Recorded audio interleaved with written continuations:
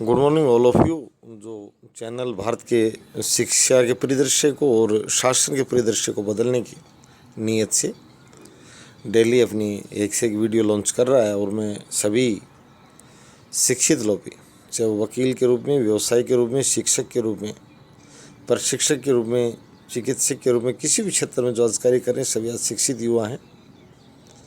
सभी नागरिकों को आमंत्रित करता हूं कि वो अपने अच्छे वीडियोज़ साफ सुथरे, जो पॉजिटिव सोच के साथ भरे हों, मुंशी प्रेमचंद जी के उपन्यासों की तरह समाज की जो स्थिति है उसमें जो कमजोरियां हैं उन मुद्दों को उठाएं, आह्वान करें। इस तरह की बातों को लेते हुए, और आजकल मैं एक सबसे मुख्य बात जो अब साझा करना चाह रहा हूँ वो है कि ये जल्दी चैनल का सबसे जो प्रधान लक्ष्य रहेगा, जो एक कॉलेज क्लासेज, मैं देसी भाषा में, अपनी साधारण भाषा में बता दूं कि BA first year, second year, final की जो लेक्चर इतने टॉप से पढ़ाए जाएंगे, जो सभी कॉलेजों का, पूरे देश की कॉलेजों का परिणाम, रिजल्ट इम्प्रूव करने में मदद मिलेगी। और दूर दराज पहाड़ी, नदी के किनारे, दूर दराज गाँव में बैठे सभी बच्चों को इससे लाभ होगा।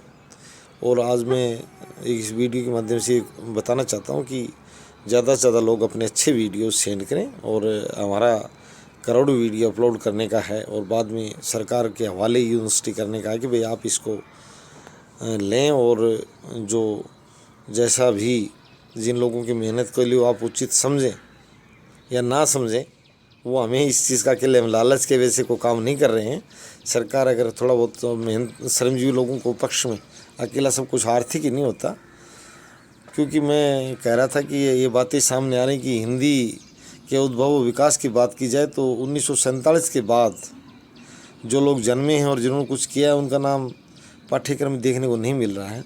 तो सरकार उन लोगों को प्रोत्साहित करे, उनको पुरस्कृत करे, उनको आगे पाठ्यक्रम में उनके कार्य को जोड़े।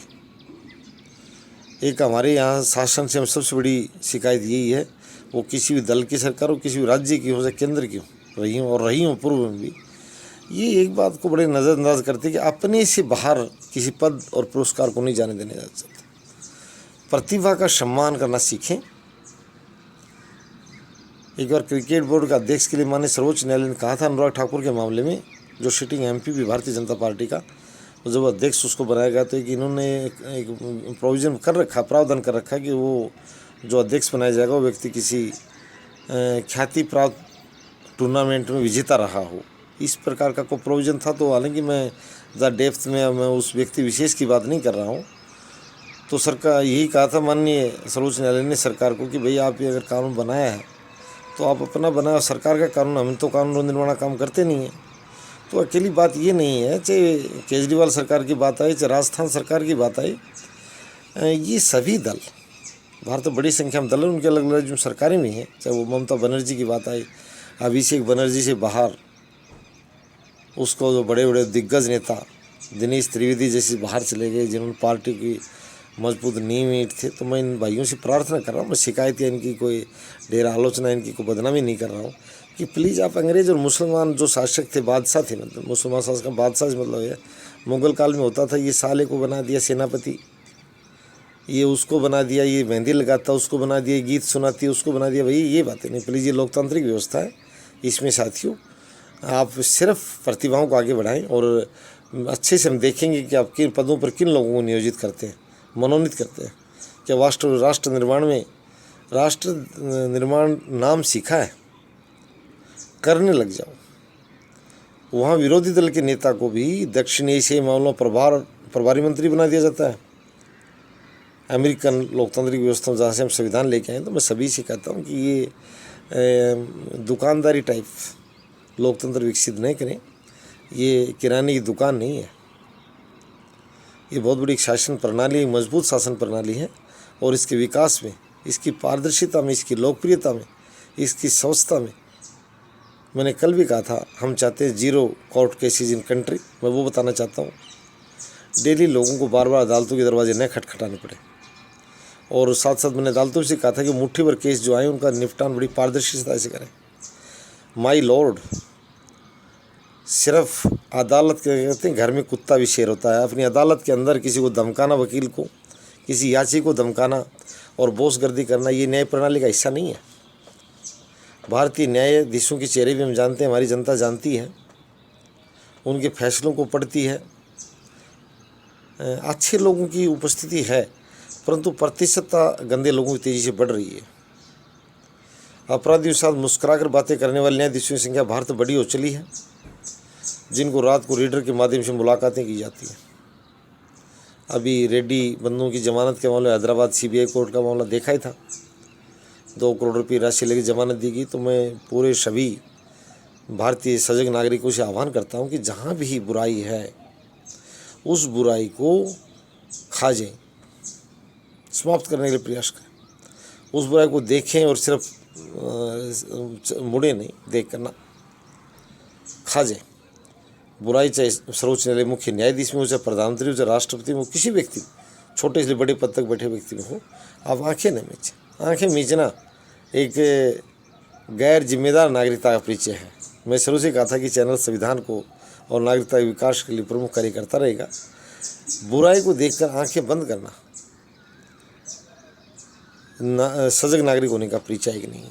तो मैं आपसे कहूँगा कि जहाँ भी किसी व्यक्ति द्वारा, किसी भी शासन द्वारा अगर इसी प्रकार की बातें की जाएं तो उसकी घोर निंदा की जाए। और लोकतंत्र में या बाठा और लाठी की जरूरत नहीं है, उसको वैचारिक क्रांति के रूप में बदला जाए,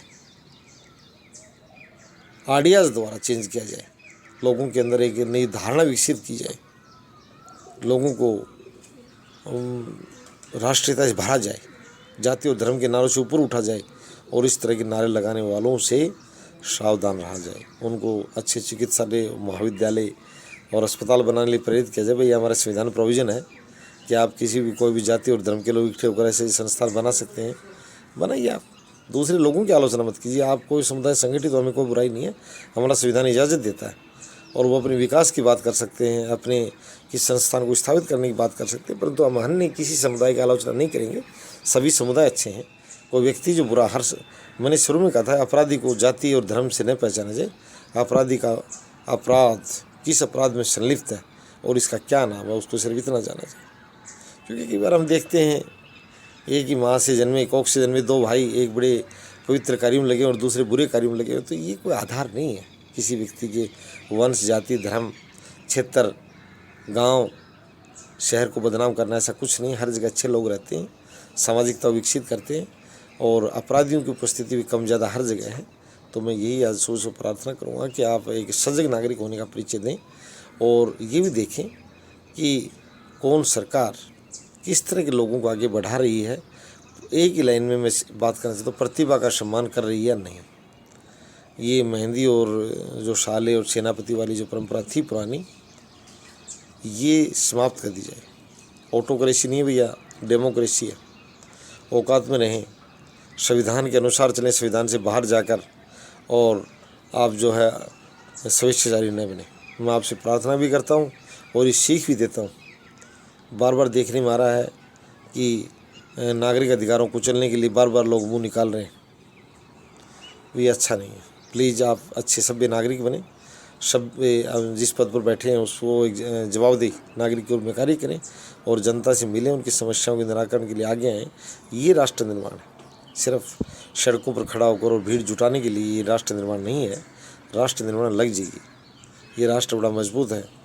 इस राष्ट्र का को लोगों ने छला है, अब आप छलिए मत, इसको समृद्ध बनाने में जुट जाइए। धन्यवाद।